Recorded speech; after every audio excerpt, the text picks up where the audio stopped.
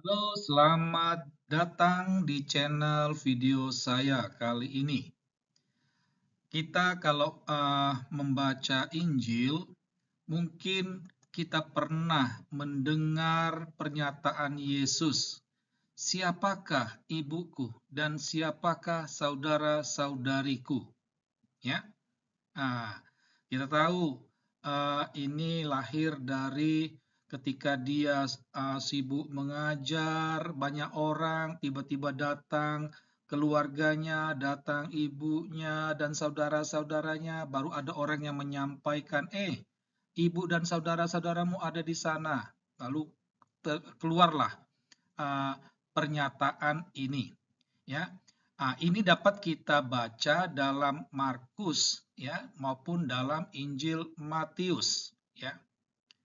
Nah, kalau membaca sekilas ya ada kesan bahwa sepertinya Yesus tidak menghormati ibunya dan saudara-saudaranya.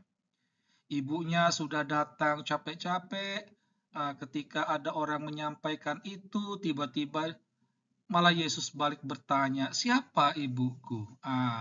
Ini kesannya itu Yesus sepertinya tidak menghormati ibunya. Oleh karena itulah, dalam video saya kali ini, saya mau mengajak kita untuk melihat apakah benar Yesus tidak menghormati ibunya. Nah, pertama-tama harus perlu dipahami bahwa pusat pewartaan Yesus itu adalah kerajaan Allah. Ya, ini. Kalau kita misalnya membuka Injil Markus, warta pertama yang disampaikan oleh Yesus itu setelah dia dibaptis, itu katanya adalah waktunya telah genap, kerajaan Allah sudah dekat. Bertobatlah dan percayalah kepada Injil. Atau misalnya kalau kita buka Injil Matius, warta pertama yang disampaikan Yesus adalah bertobatlah sebab kerajaan Allah sudah dekat. Sekalipun struktur Matius dan Markus ini berbeda, ya, tetapi intinya sama. Pusat pewartaan Yesus itu adalah kerajaan Allah. Umat diajak untuk siap menyambut kerajaan Allah. Syarat untuk menyambut kerajaan Allah itu adalah bertobat. Nah, jadi pertobatan itu merupakan prasyarat bagi kerajaan Allah itu. Ya, nah ini. Jadi yang harus dipahami untuk kita bisa memahami pernyataan Yesus tentang siapakah ibuku tadi, pertama-tama harus disadari bahwa pusat pewartaan Yesus itu adalah kerajaan Allah. Nah, menjadi pertanyaan itu adalah apa yang dimaksud dengan kerajaan Allah? Tentang kerajaan Allah ini sendiri banyak ahli belum ada kata sepakat karena Yesus sendiri tidak memberikan definisi tentang kerajaan Allah itu sendiri. Ya, kalau kitab suci paling yang ada dalam salah satu surat Paulus ya tentang kerajaan Allah itu. Jadi gambaran kerajaan Allah itu memang uh, tidak diberikan oleh Yesus secara jelas dan tegas. Tetapi yang pastinya ya yang sederhananya dikatakan kerajaan Allah itu adalah Allah sebagai raja ya. Dan kalau Allah sebagai raja, maka umat manusia itu sebagai warga. Jadi artinya apa? Kita semua umat manusia ini sebagai warga dalam kerajaan Allah. Dengan kata lain, kita semua umat manusia itu bersaudara. Ya. Jadi dalam kerajaan Allah itu yang mau dibangun oleh Yesus, semua umat manusia itu bersaudara. Jadi, tidak ada lagi sekat pemisah, entah itu karena darah, karena tingkatan sosial, strata sosial, atau karena suku, atau karena ras, itu tidak ada lagi. Kita semua menjadi saudara, kita bersaudara, kita menjadi satu keluarga, di mana Allah sebagai Bapanya.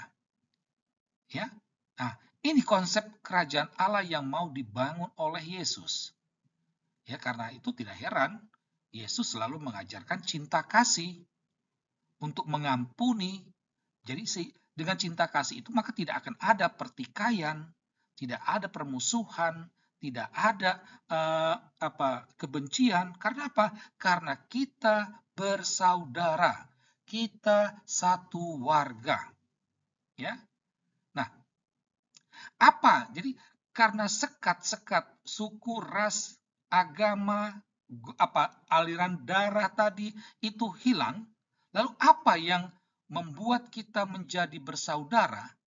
Itu adalah melakukan kehendak Allah. Ya. Jadi kalau siapapun yang melakukan kehendak Allah, maka dia itu adalah saudara saya. Kalau posisinya lebih tua, dia adalah ibu saya, kakek saya, adik saya kalau usianya di bawah. Jadi bukan lagi karena sebagai satu ras, bukan lagi sebagai karena sesama darah, ikatan darah, bukan. Karena melakukan kehendak Allah, kita menjadi bersaudara. Jadi Yesus mau menegaskan hal tersebut. Nah, tetapi orang malah bertanya ya, kenapa Yesus tetap mengeluarkan pernyataan itu? Ya, ini yang akan kita bahas.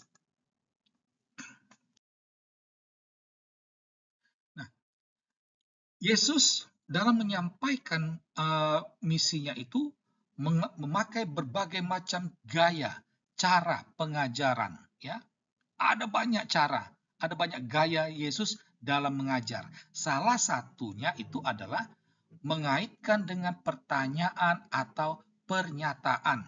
Ya, misalnya kalau terkait dengan pertanyaan, ya, itu bisa kita lihat dalam Injil Matius atau dalam Injil Lukas.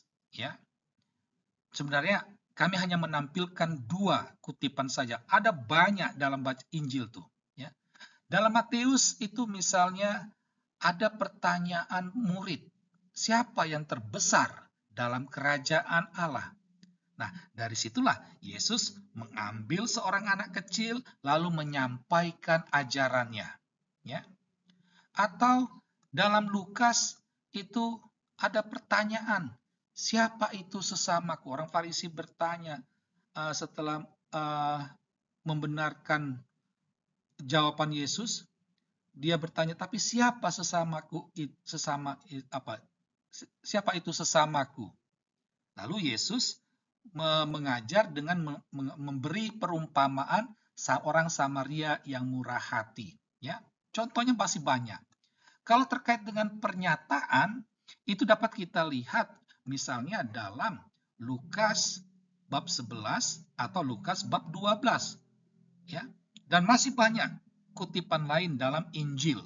Ya, kalau dalam Lukas 11 itu ada pernyataan orang ketika Yesus lagi mengajar, ada orang mengeluarkan pernyataan, berbahagialah ibu yang melahirkan engkau.